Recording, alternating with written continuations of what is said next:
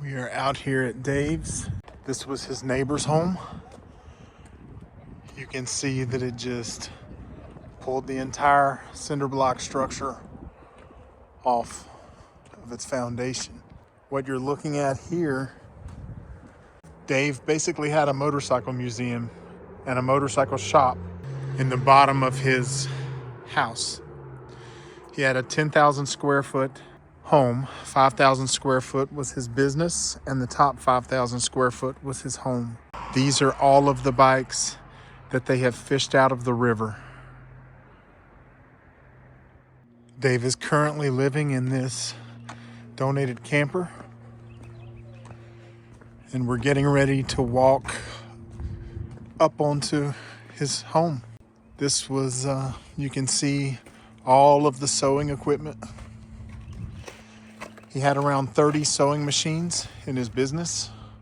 This one here was $5,000 just for that machine. And he's just trying to fish what he can out of the creek. But when you turn here, guys, this is just the shocking part. A 10,000 square foot structure was there. 5,000 square foot on the bottom, 5,000 square foot on the top. Guys, I mean, this is 4 months after the hurricane. 4 months. Can you imagine? Lots of people and a lot of equipment. And this is after the cleanup. He said there's probably 5 more bikes, and you can see them there in this debris still.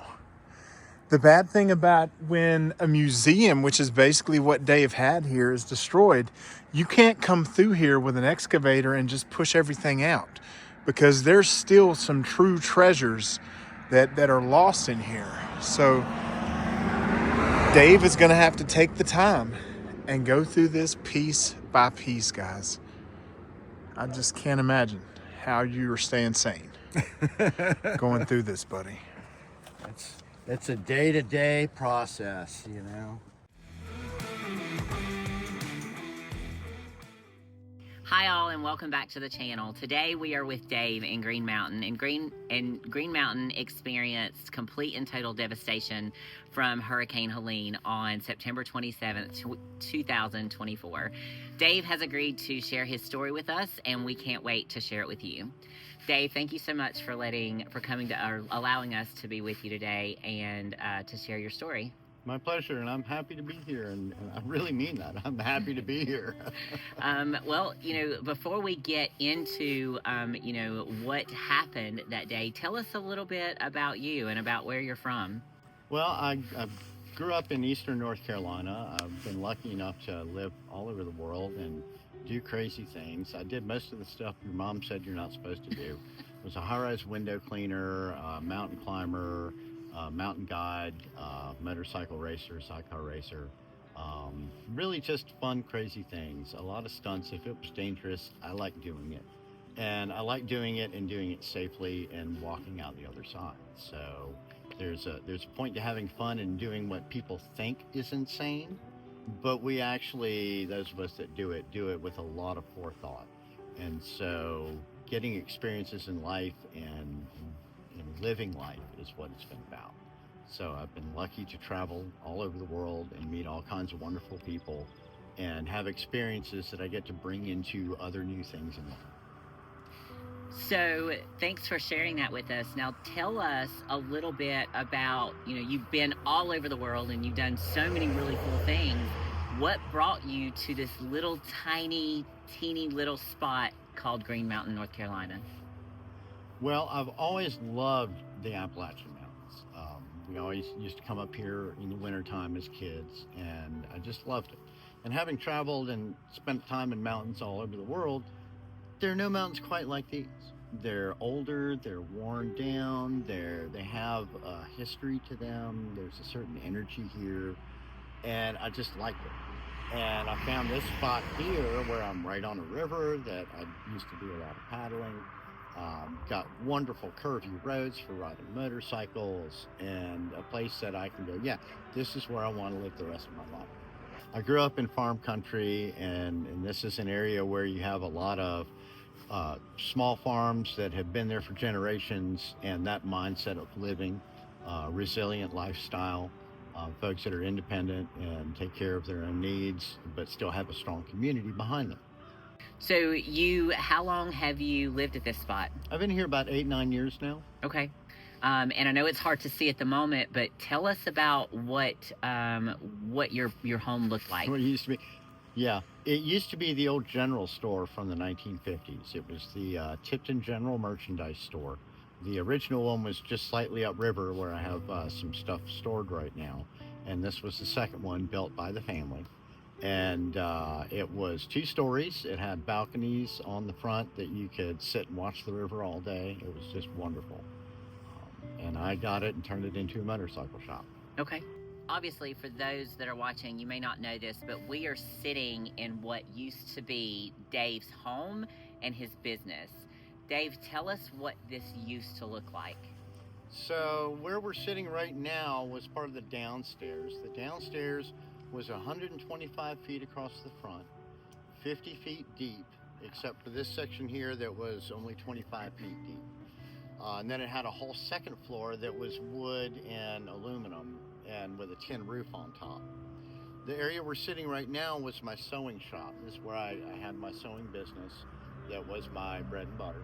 And actually underneath us, quite literally, is thousands of yards of fabric and a lot of sewing machines and bits of fabric and parts. And yeah, there's sewing machine parts beside you, needles right there. And that's just the sewing machine.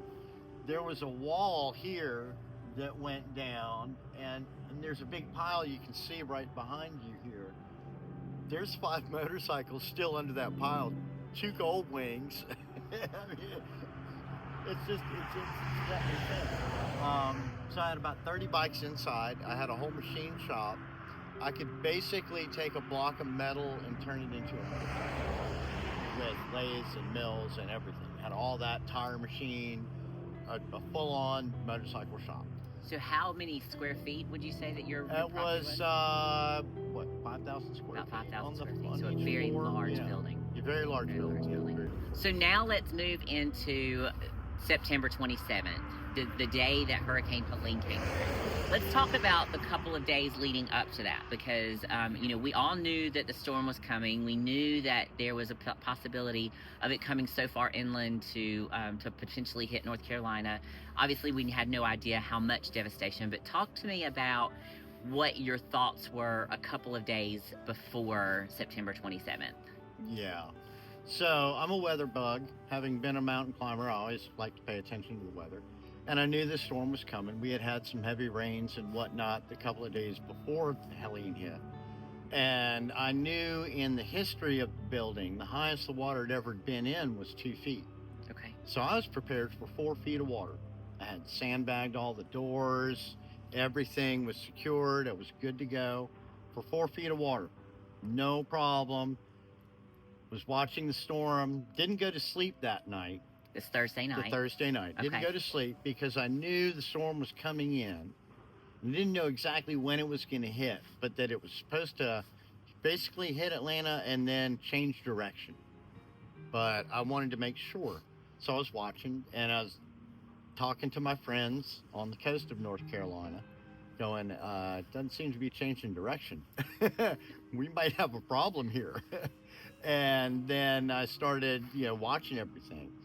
As the water just started to cross the road, I went and moved my car, and I saw my neighbor Lenny, and he was moving his cars, and we waved at each other. We've done this before. About what time do you think that was? That was right at 6 a.m. On Friday morning? Yeah. Okay. And it was like the normal thing. We had spoken the day before, that Wednesday, because the water had come up to the road the night before, and he had called me at 3 or 4 in the morning but couldn't get through and was concerned about me.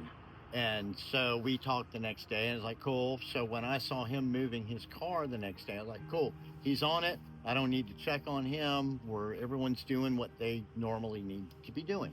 So this is normal for heavy rain. Well, it's not normal. We've had Water's been up over the road a couple of times since I've lived here. Okay. You live by a river, you expect a certain amount of water to come up. If you don't, you're an idiot. Right. I mean, come on. The river's this close. It's gonna come up. For sure. So you gotta have a game plan. My game plan didn't do nothing. and I was saying, hey, I'm pretty well prepared for this. Right. You know, I've got sandbags, everything. I'm good to go for higher than it's ever been. So by 6 o'clock on Friday By morning, 6 you're o'clock, moving cars. I was moving cars. Okay. And then came back in the house, and the fire department came to check, and they said, we're closing down the road because it's filling up. Oh, okay. And do you want to get out? And no, I'm good. I've moved my car. I've got the mountain. Been through this before. Shouldn't be that bad, you know, so I'm good. And let them know I was good. And all of us that live right here felt that. So none of us left. Okay. And periodically, you know, you go out and you're looking and watching the storm, because it was still dark at this point. And then started coming in and coming in. And as it started eventually breaching my containment downstairs, because there's actually a creek that runs under us, literally right where we're sitting. There's a creek that runs under us. And water started coming in. Even though I had that blocked off, that's where it started to come in. Okay. And I was like, oh, it's pushing up, get the pump going. And if I could keep the pump up with that was coming in, I would be okay. Okay. That didn't happen. And so while that was happening, I was on the phone, and that's when the phone stopped. And about what time was that? 6:30, 7-ish, maybe. Okay. And I was talking to a friend of mine going, man, no, you don't understand. I think this is going to be really bad. Click. Oh, wow. And so I'm sitting there worried about how my friend's now freaking out because last heard this is bad. Click. You know, so I'm, you know, concerned about my friends going, it's stuff. All my stuff it's going to be a heck of a cleanup. It's going to be a mess. Whatever. Went upstairs. Realized didn't bring my wallet. Thought I had it with me. Didn't have it. Looked downstairs. By that point, there was 2-3 feet of water in the house. Oh, wow. I'm not going back down there. Probably could have. Got the wherewithal. Got the skills. No need to risk it. Didn't risk it. I'm like, screw it. It's a wallet. It's $500. Doesn't matter. Doesn't matter. Well, I'll find it later. Right? Right. So watching the storm, watching the bridge get destroyed. There was a wonderful walking bridge across the road. Watched that get destroyed. Watched amazing amounts of debris and all the trees get snapped off, and sounded like buses hitting buildings. Okay. I mean, it was insane. And at this point, you're just on the lower level of your home here. Well, and you're no, just I'm watching on the upstairs. Okay. I'm on the second floor. this. Okay. Watching as it's coming up, watching through a vent in the floor that goes to the downstairs, watching it come up, watching everything it rise. floating inside the shop, going, oh, it's going to be a mess to clean up. And hearing the trees smashing into the building, and it was all glass in the front. Then I'm hearing all the glass get smashed out. And I'm watching all my stuff just pour out. Oh, no. And it's going, it's like, oh, well, there goes that, you know, one-of-a-kind painting. And, you know, it was like, oh, there's that one thing that, and it's a watercolor. It's not going to make it, you know. Yeah. But there it goes, and nothing you can do about it. Nothing you can do about it. And it's getting crazy, and then it kind of just settles. And I'm like, okay, cool. It's kind of stopped coming up. And about what time was this? It seemed at that point like it was 5 in the afternoon, Okay. but it was really more like 10. Okay. Yeah. Well, it'd been a long morning. Yeah, already, it's been a for long sure. morning already. And so I'm constantly going to the windows on this wall looking upriver, and I see my camper floating around. And so I'm like, oh, I'll lasso it with an electrical cord and tie it off to the house. You did? So, I couldn't get it. And I tried a couple times, like, this is stupid. Just, you're wasting your time. Just stop. And I didn't do that anymore. But I was kind of laughing at myself because it's like, well, that wouldn't have helped. And I had ended up tying a bunch of stuff off in the front of the building. So I had 4-wheelers and some motorcycles out front. I tied those off with a rope. Okay. And they all stayed for the most part, except for a couple that got broken off. But that caught this big pile of debris that is part of these trees here that are right behind us. And that pile was 25 feet tall. Wow. 35 feet from upriver to downriver, went to the middle of the road, and all the way back to this wall. And all that stuff that I had roped off caught that debris. Gotcha. And that debris pushed the current out into the middle of the river so it didn't scour my foundation. That's why I still have some stuff here. Okay. But that was a lucky thing. I just happened to do it. And it was one of those I should do this. Didn't think about it, just did it. And if I hadn't done that, we'd be sitting on a totally flat space right now. So I'm grateful for that. Lucky, a lot of luck, a whole lot of luck. Yeah.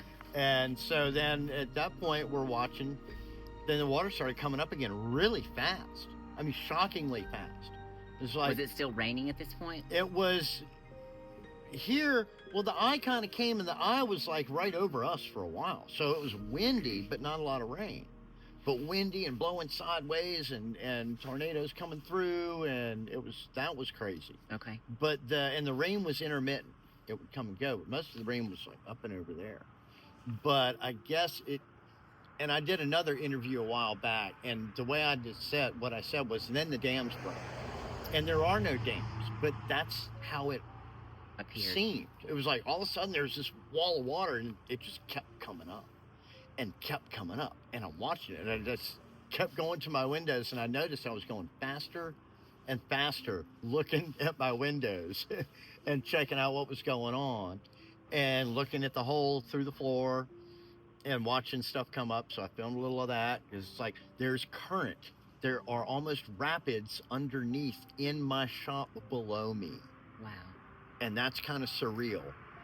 And I'm looking at my dogs going, this isn't good. And then the water just started to come in. And I thought, well, maybe we'll get up on the bed, because it can't come up that much higher. We'll get on the Because bed, at we'll this stay point, dry. the second level is about how high would you say? It's probably 17 feet off the road. Okay. So Yeah. good. So, you we feel- got a chunk of water coming through Yeah. here. But at this point, I still had the thought of my house floating away was not even in the picture. But then the water came in, and I was like, oh, we're out of here. By the time I went 50 feet from the front to the back, there was 8.5 inches of water in the house. There's a hanging porch on the back, and then a 4 or 6 foot bridge ramp off of that for the back of the hill. to go out the back. Okay. The ramp was gone. The hanging porch was still there. I don't know how it was still there. If it had gone, I wouldn't be here right now. But me and the 2 dogs had to jump over 6-7 feet of water Oh wow. to get out of the house. So the water was already behind there. Oh yeah, the sweeping water's around. behind the house. Oh yeah. And so your little ramp is gone. Yeah, and ramp you're is gonna have gone. To, It's like, here we go. We got to jump. I got a dog that's been in a cast with a back leg for 2 months. He's been out for 2 weeks, and so he's not jumping well. He's not moving well, and he's all scattered. They're freaking out. I'm freaking out about my dogs. He jumps out, goes the wrong way, almost jumps in the river because he loves to swim. For sure. So we get out the back, and I'd parked my car down here past these pine trees on a high spot. Okay. And we hiked over to that, and above, it was windy as all get out. I was afraid we were going to get impaled up there. And below was the river. So we had like this narrow alley of semi-safety we could get through. We got through over to the car. Then I saw something big float by. And I didn't know what it was, but I figured I should document it. So I found out, and I'm filming. It's like, that's my house. Here's my house. Didn't even realize. And I didn't realize, and you can hear my voice. And that's when I realized that that's my actual house. Because it spun 180 degrees, and I'm looking at my porch. I'm looking at my second floor porch. That you just jumped off Face of. on. And it should be facing the other way. So the house is spun 180 degrees. And I just watched it float away. It looked like a houseboat. And how long do 10 you minutes. think it'd been? I had 10 to minutes look. Later I looked at my footage. And it was 10 minutes from the time that from you when left. the water got in the house to me being over there and it floating, floating away. away. 10 minutes. 10 minutes. How did that make you feel knowing that you had just stepped out of that house less than 10 minutes ago? Didn't register. I didn't have. So I used to do a lot of search and rescue, and when you live life on the edge becomes a sidewalk. So I didn't have time or space to freak out. I was still in the middle of the emergency. Right. I never once panicked, and never once freaked out, and never once ran around screaming, going, "Oh my God, oh my God." I stayed highly focused on what was going on. If I hadn't, I wouldn't be here. Right. So when we got down there, that was just the beginning. So we get down there, the water's still coming up. So I had to take the car and ram it up a creek bed. And so I got my dogs, and we're in the car, and I'm sitting in the car like I feel like I'm a rocket about to launch. It's like as far as I could get it up. Couldn't get it any higher. And the water came up to the back of the car. I'm sitting in the car looking at the dogs, and I said, you know, there's a good chance we're not going to get out of this one. And I said that to my dogs, just like I'm saying it here. It's like, this is the reality of it. There's nothing we can do. If we get out of the car and go up into the wind debris, it's death from impalement. If we stay in the car and float with the car, it's death by drowning. Which way you want to go? Which way you want to go? And I had that conversation with my dogs. I said, well, I don't really want to drown, because if we all go together, we're all going together. Right. At least if we get a chance, you guys might make it. Yeah. Yeah. And that was it. So we sat in the car, and I just sat there and watched the water inch up. Sat there in the rearview mirror, watching it inch up. And then it would stop. And it would kind of go down a little bit, and then it would come up some more. And it finally stopped coming up about 6:30-ish. That evening? Yeah. Okay. So we sat there finally, and then it started going down, and I didn't trust it. So about midnight, I backed the car down on the flat where it had gotten down below that point. Okay. And then we just sat there all night and watched. So you just sat there. And I was like, yeah. I mean, did you have any? You had no contact with anyone. Oh, we at had this nothing, point? nothing. No Yeah, phone. Nothing. No, nothing. No anything. What was going through your mind at this point? Well, let's see how it's going to be a challenge getting out of here. That was Okay. it. The only focus I really had was, okay, now I have steps I have to take. I have to get out of here, get to a safe zone, get communications with people, find out what's going on, because here, seeing what I see, the world's come to an end. Right. So it took me 2 hours to dig out to get my car out to here. Now, so let me back up. Yeah. So this was about midnight. The water started to recede. Yeah. You sat in the car all night long. Yeah, sat in the car all night long and just watched it go About down. what time did you start to finally get out and say, okay, let's get out and start checking things out? Oh, well, all I could do was walk. I was like on a little island. I Okay. couldn't leave that spot. So I was in and out of the car a lot. Through the night. Through the night. And it was cold, so I'd turn the car on, preheat. I almost had no gas, so I'd like turn it on for 5 minutes, turn it off. And then, wait. And then I'd get cold, then I'd get up, walk around a little bit. But I couldn't let the dogs out because Right. I didn't want them to jump in the river. Right. Even then, at that point, the river was still, it was full stage. It was not slowing down. And, it would have been an issue. So I just sat and watched things go by. I thought about building a fire. And it may even still be there, I made a fire. And I was about to light it. And then this probably 250 big propane tank. It's floating down the river. And it's got 3 cracks in it. And it's rolling. And it's bubbling and rolling. And I'm like, maybe don't want to light a fire right now, because who knows what else It's coming is through floating down this river that might be ready to explode. So I didn't light a fire, and I really wanted to. But I was thinking in for the basics. Yep. What are the basics? I need heat. Okay. I've got a little bit of water here, but I don't have nearly what I need, because I just emptied the car to shift for 2 markets I was supposed to be loading up for the day of the flood. So Thursday night I had been shifting everything, so my car was empty. because I was going to load it up with supplies and drop it off and then load it up. And so it was like, I didn't have any preparation kit in the car like I normally have. Nothing. And so it's like, here we go, guys. What we carried, yeah, I had some gumdrops and like and a thing of coffee. And that was what I had. I was like, here we go, guys. Woo-hoo. So I knew I had a limited time here and that I needed to get out. And then as water started receding, I'm looking at this pile of debris that's building up. It has built up throughout this. This is gonna be a mess. So I spent probably 2 hours in the evening. Oh, there goes the bald eagle, Yeah, look. right there. Oh, that's awesome. So that's the young one.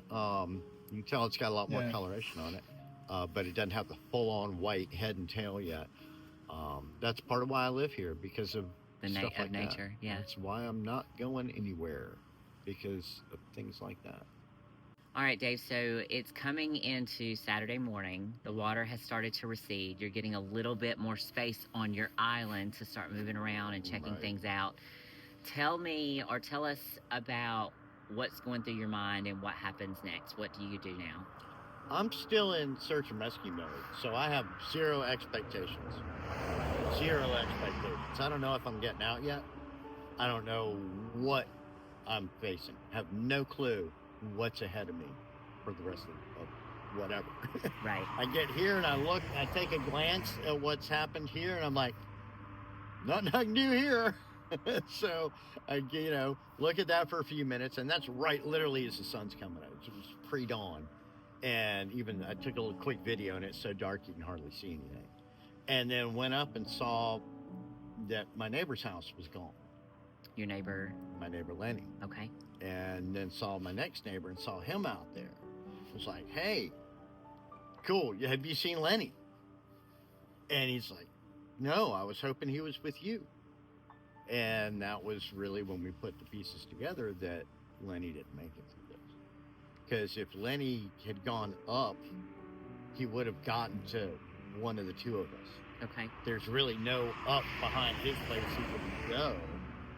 But Because he it's could have straight gone uphill. up and around. Okay. But I think, honestly, by the time the water got to where it was an issue, it was too late for him to get out. Yeah, I don't know. That's a presumption. Right. But considering how quickly the water came up, I was shocked at how quickly it came up. Because after I got out of the house, it kept coming up. And it didn't stop coming up till 6 o'clock. So that was a good 12 hours after my house was gone.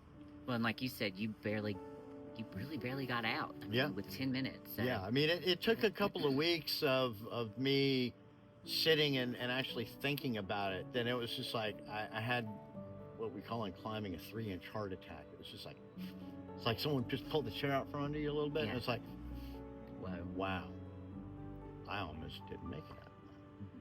Boy, was I a lucky person. And I was lucky. I was lucky. I family downriver didn't make it. And they didn't make it, and they were in their car trying to get away. And someone said to me, how dumb was that person to get that?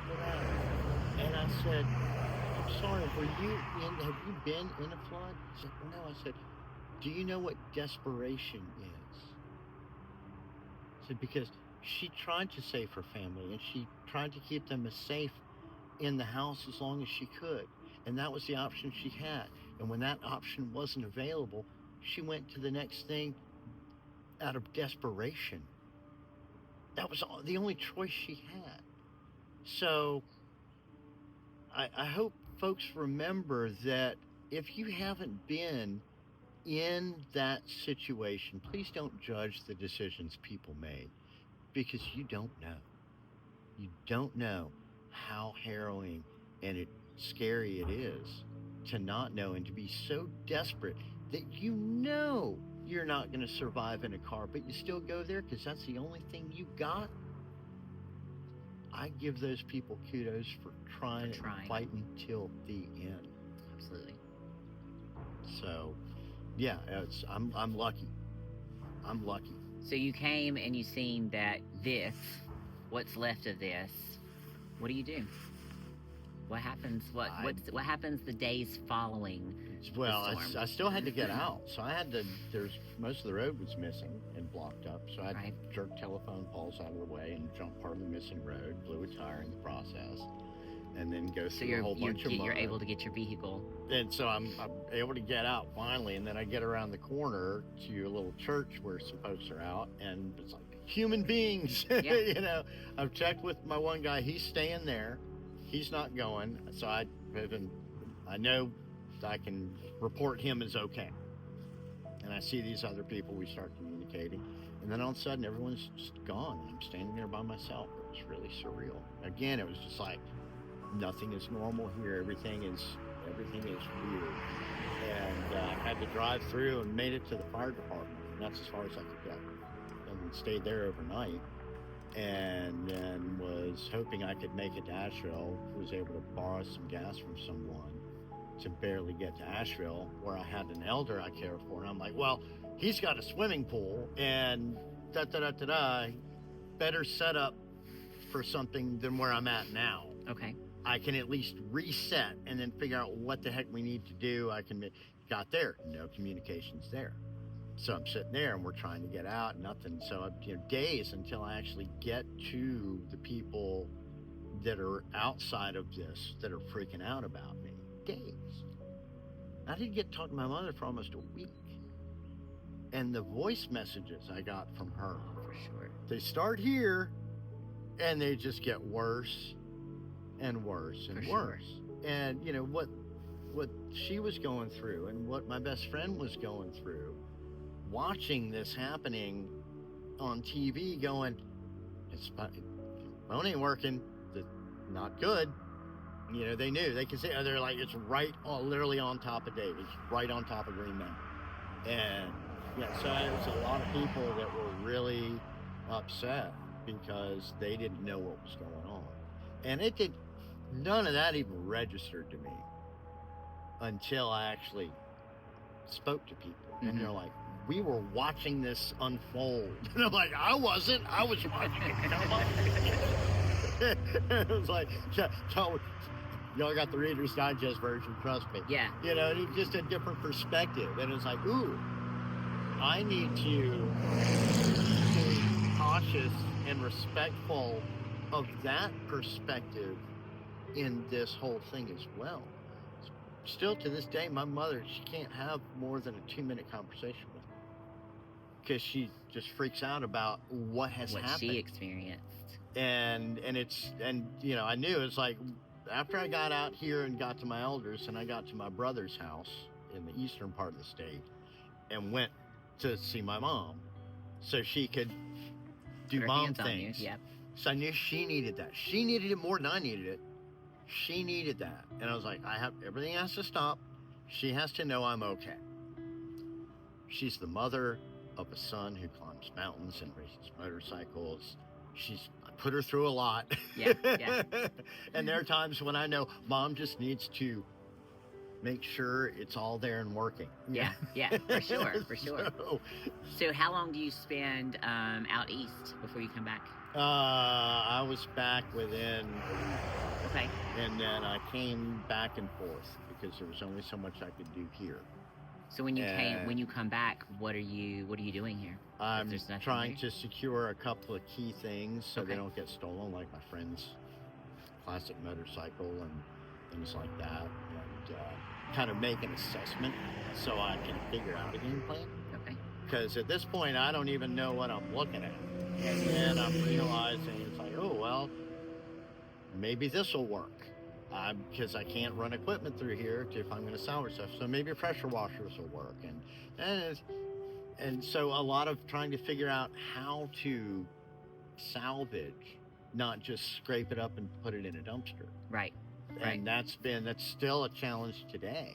As you see, I mean, it's been 4 months. I've had lots of crews and heavy equipment, and we're about a third of the way done. Right.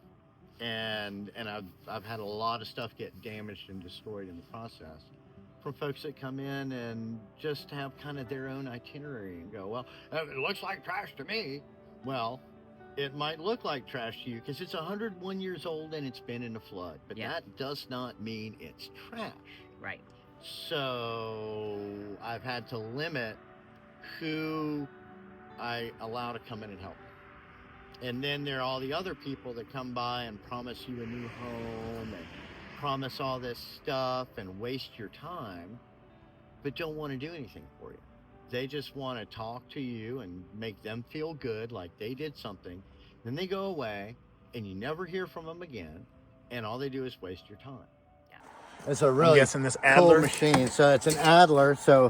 But what's cool about this machine, if you look at it, look at that. Look at this right here. What's that say? I can't see. Made in West Germany. Oh. Okay, so this collector stuff, and this is a rare machine of its own. The Adler makes industrial. Yep. And they made a small series of home machines. This was in mint working condition. This was a Mauser special, and it looked really cool. It had all kinds of big wheels on it. It's just all snapped apart. Another really old German machine. The company couldn't even tell me what it was originally made for. So, Dave, how many bikes did you have in the? We'll call it. You call it a bike shop, but we'll call it a museum. This was my collection. So I raced bikes, and so I had parts bikes, and then I restored bikes, and then I always liked the really weird eclectic bikes. And I was like, oh, that's cool. I gotta have that. And then I found out like they only made 30 of them or only for a year and things like that. So I just always collected and kept on collecting and ran them when I could and had a good time with them. So what's the what bike did you find the furthest away from where it started? So far the furthest away is there's one a mile downriver, still in the river. Oh, goodness. And it's a Honda 450. It's one like this, and it was complete. Different color, but same bike as that. This bike. And so just so folks know, a lot of this rust they're seeing, that rust wasn't there in your collection. Was a lot of it's after the A storm? lot of it's after the storm, yeah.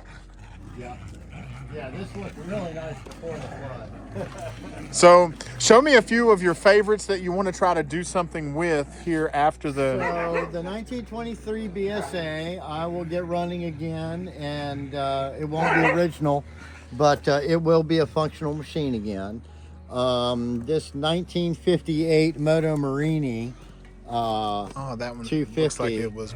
That one, that's a really rare bike. That one I'll get running again. All right, Dave. So this one's a little special. What are you calling this one? So this is the Spike bike. This bike I found it about half mile downriver with 5 car-sized boulders on top of it. Got the road guys to help me get it out. The amazing thing is the crankcase is not cracked. So I can totally rebuild this bike. I'm gonna leave the tank just like it is. But this was my regular rider. Just my daily grocery getter. And so I have to rebuild it just because of that.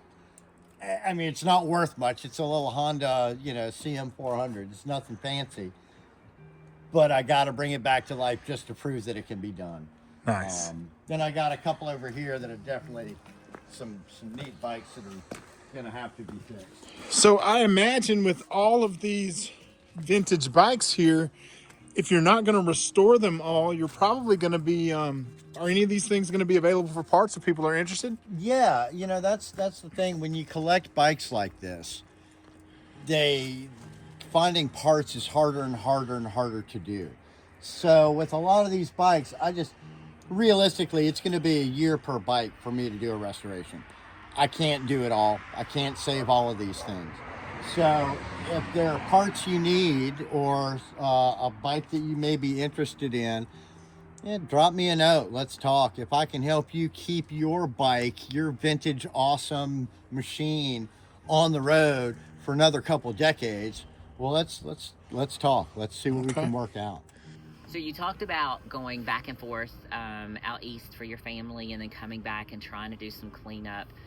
What did those next few weeks look like for you here? It was kind of crazy. It was back and forth. So my brother lives in eastern North Carolina, and I kind of used that as a landing spot to figure out what to do. Come back here, we do a little cleanup, figure out we needed more stuff, and kind of at that point coming up with new game plans and assessing.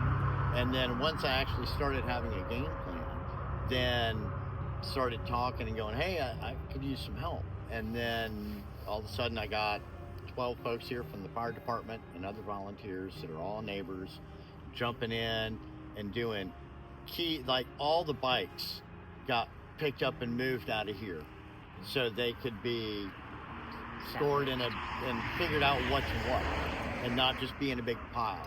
So then we could get some equipment in and move some stuff. And then another neighbor brought a piece of his equipment over, and we were able to start finding some things and digging some stuff out. And that was huge.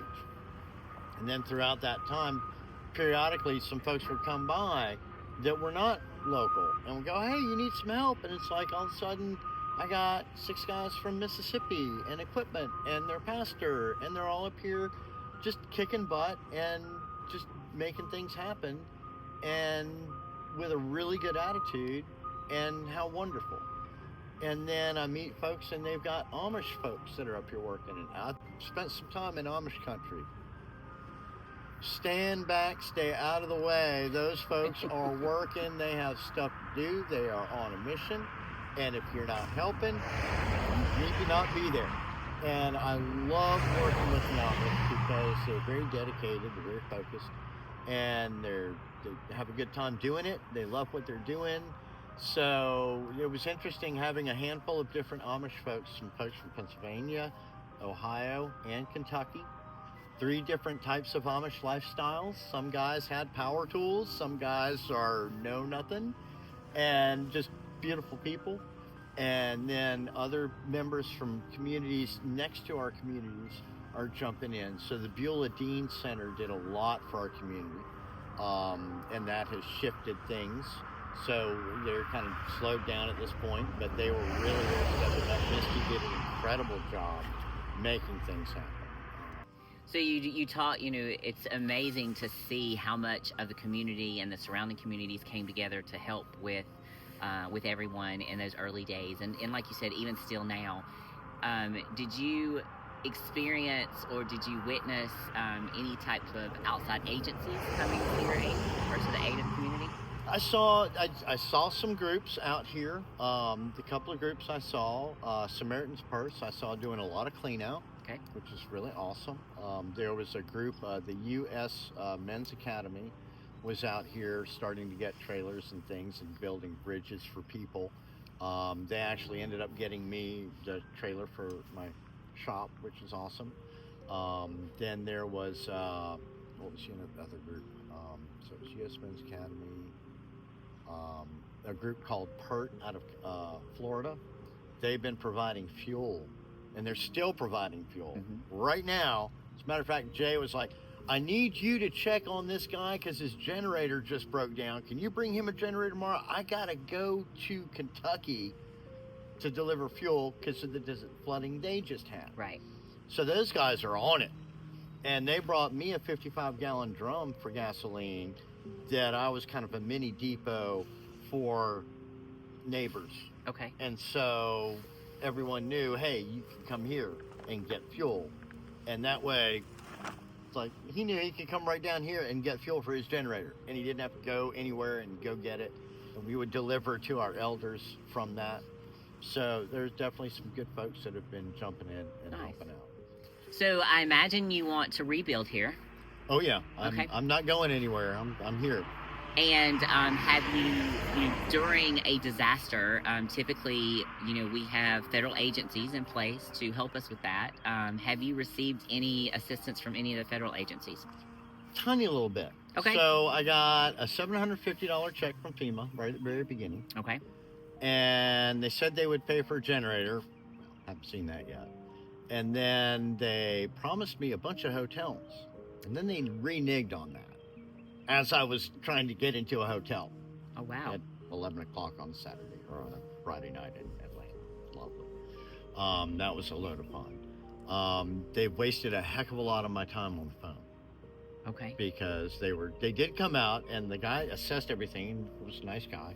And they said, oh, we're going to write you a big check.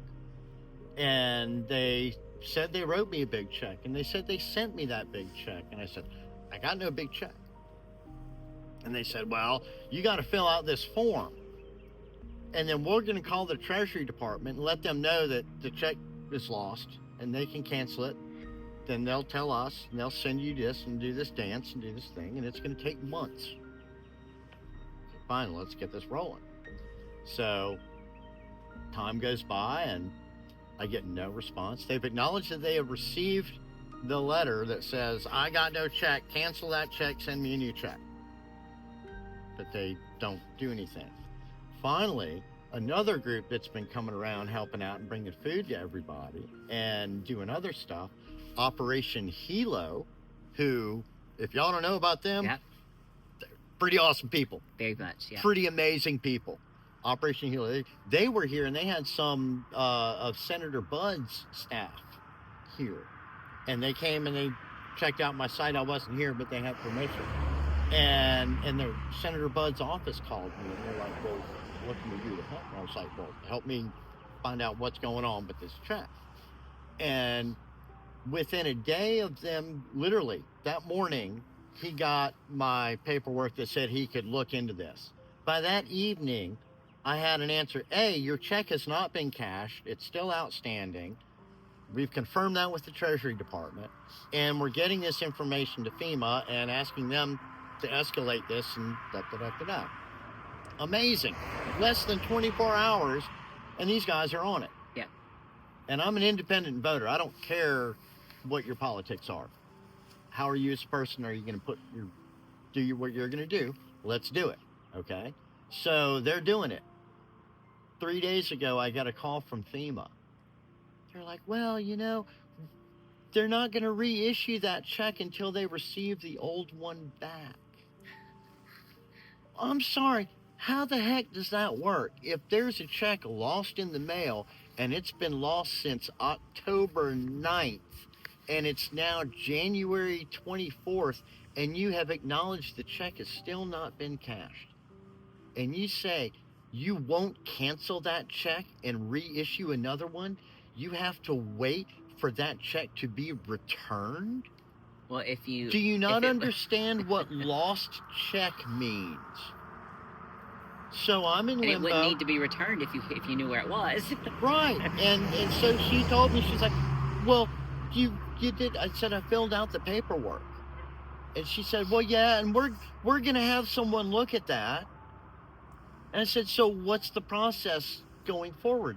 I said, so even if someone's looking at it, you're still telling me you have to wait for the check to be returned? Is that correct? Yes. I don't get it. That doesn't make How sense. can you send a large value check and not have tracking on it? You're the government. You own the Postal Service. It's not like, just check the little box. It's all you got to do. It's amazing to me. I don't understand the incompetency. And then she's like, well, you need to be available on your phone. Well, you don't get service here half the time anyway. And I said to her, ma'am, since this flood, I get 20 spam calls a day. I said, I let them go to voicemail. I said, I have given you information and told you, please specifically text me or email me to contact me because of this.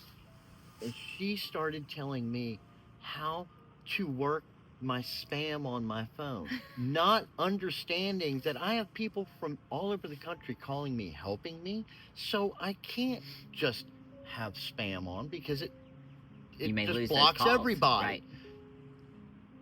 And this woman that's the FEMA person that's supposed to be finding my check is trying to tell me how to make settings on my phone. What the hell is wrong with these people? I don't get it. I just don't get it. And let's not forget Just saying, that if you write a check out of your bank account, all you have to do is call your bank and cancel the check immediately. Right. And then you reissue a check. Yeah, it's that simple. Not You don't brain have to- surgery. yeah. It's not brain surgery. So that's my experience with FEMA. So as of You know, today, at so this point, you still don't have. No, They decided they were going to give me $1,400 for additional housing expenses for rent, Okay. which is great because I'm staying on my neighbor's property. Right. It's like, hello, that's great, but you said you stopped giving me hotel rooms because you sent me this big fat check that That you never never got to me. received. And I told you that in the beginning, and you said, well, it's tough. We gave you the money. What's the issue? It's not here. Wow. The disconnect there. Yeah. It's like that person that's on the phone needs to come out and just walk around for a day and just look and see what's going on. And have a little understanding of, yeah, we can't just sit on the phone for 4 freaking hours on hold waiting for you to tell us a lie. Or to tell you that the check is lost in the mail. You know that Yeah. already. Yeah. Yeah. So yeah, I have lost faith in that. If it shows up, I would be so happy. I can't depend on that in making any future plans.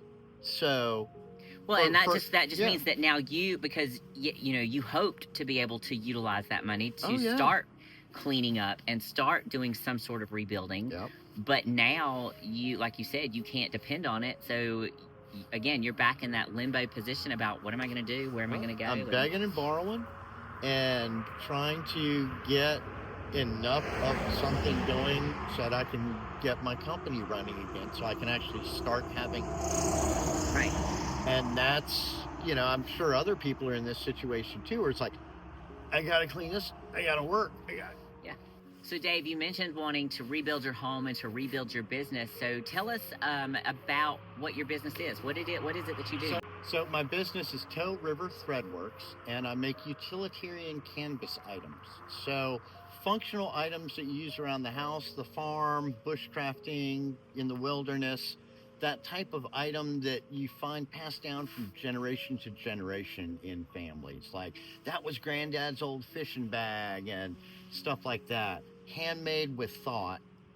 Most of it's hand waxed with local beeswax, and it's made to last for generations. The cotton is grown here in America, in Texas and Georgia.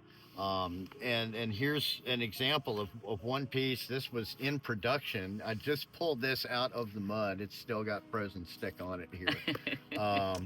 But this turns into, the straps aren't on it, but it's a little backpack haversack kind of idea that has an opening here, and then it's got a zipper pouch here for the simple little day-to-day type of things you need.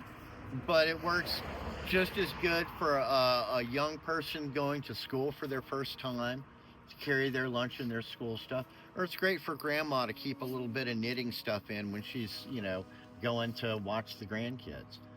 Utilitarian, functional, and made to be repaired, not made to be thrown away. We're sitting on about 1,000 yards of fabric here. I lost all my sewing machines, industrial machines, about 30 of them.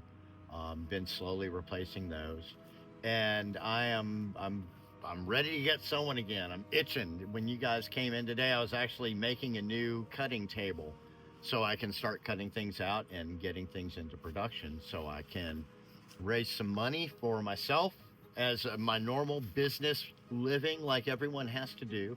But then I'm also going to try and raise a little money for my community as well, because there are other folks that don't have the types of opportunities I have to just jump back in and try and do some work. So we got to keep our community strong. So I know that you had a couple of containers and then also a trailer that was donated, and that's what you're going to start building into your workshop or back to start building your business again. Right. And I know that you had said, you lost all of your sewing machines, and you've pulled some of those out of the muck, and you're trying to get that business back up and running. Yeah, and it's tough because right when this flood happened was right at the beginning of festival season. So I had $10,000 of my cost finished product ready for all the festivals and markets. Was actually prepping for 2 markets at the same day, that a friend was going to watch one market and I was going to watch the other. So I lost all that made material, made finished product to sell that I don't have to sell. And then all of my stock got ruined. Oh, wow. So it's like it's starting from scratch. Right. I mean, even if I salvage the fabric, it's been in toxic waste. I'm not going to take that and sell that to the public. Now, I clean it and use it for things around here, but that's not something I would ever feel comfortable selling and putting into someone's home. For sure. So I will start again and we'll rebuild. And Toe River Threadworks is here. We're not going anywhere. We're a staple in the community. We're going to be here and keep on doing what we do because it's important. We are starting to employ small, I say cabbage industry style, where someone wants to work out of their home. So we help them get a sewing machine and they can work for us, but they can work on their own things. And I will help them develop their own products because I want to see them shine. It makes our community strong. That's a big part of what Toe River Threadworks does. It's not just about helping me eat. It's about helping my community be empowered. We've lost a lot of manufacturing in America. It's all gone overseas.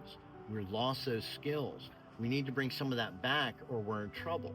So I'm trying to help teach some of the skills that I have and get people involved where they can be self-sufficient and live life on their own terms and take care of that child at home or take care of that elder at home with family instead of having to pass them off to someone else.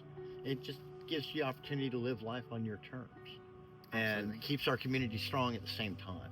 So resiliency is a big deal. Dave, your story is absolutely tremendous. I mean, the way that you told what you experienced is so remarkable, and so thankful that you made it through and your pups made it through, and that that you were here to be an asset to your community and to help spread the wealth of positivity and resiliency and help others within your community. So that's it's just really, really awesome what you've done, and we thank you for sharing your story.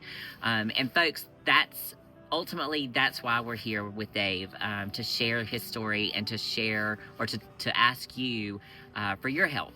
He's not asking for a handout. He's not asking for someone to give him something. What he's asking is the help so that he can start rebuilding his business and his home so that he can continue to help his community and those around him. So Dave has a GoFundMe set up, and we're going to drop that link down in the description below. So we would love your support by making donations to that GoFundMe so that he can get his business and his home back up and going. If you do not want to make a donation to the GoFundMe account, because we do know that GoFundMe takes some fees whenever you do that, if you don't want to do that, you can make a donation to our nonprofit, The Heroes Among Us. It's a 501(c), and any donation that you make to that 501(c), if you just want to note that you want that donation to go directly to Dave, we'll write a check straight to him to make sure that he gets that. For all of you that follow us, you know that we have about 150,000 followers across all of our channels. Even if half of you decided, or even if half of you donated $5, skip that morning Starbucks coffee. That would make such a huge impact in Dave's life and to help him rebuild. So I'd like to thank you guys for being out here. And I got to say, they brought me this awesome Bluetta power system. Thank you so much. You're welcome. We're got going right now. Love that thing. My niece set up the GoFundMe for me, so I really appreciate her. And that's that's family. You all have families out there, so do me a favor, do yourself a favor. Tell that person in your life that is important to you that you love them and that they're important to you, because things in this world happen that are out of our control. And you might not get a chance somewhere down the line. Hopefully you do. But just remember, say the words. It means a difference. Have a beautiful day. Thank you, Dave. We appreciate you so much, and we appreciate you sharing your story. Thank you.